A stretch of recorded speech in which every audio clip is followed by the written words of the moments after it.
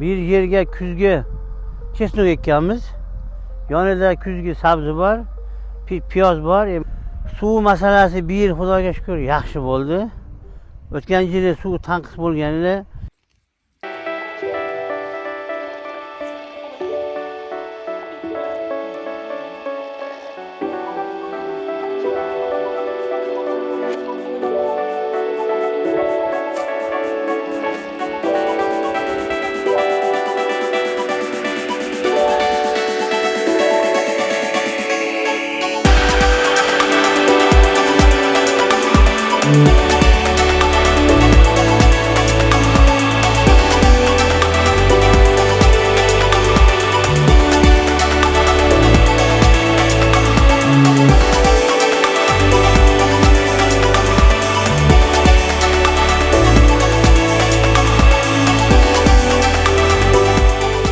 o'ta suvga jaz oylarda tatal bo'lganlikdan biz betonni ariq qilmasak suvni ekonomik yetkazib berib o'ta problem bo'lmasligidan o'shandan biz 5 yil ichida shu ariqlarimizni 50%ni beton ariq qilishni planlashtirib olganmiz.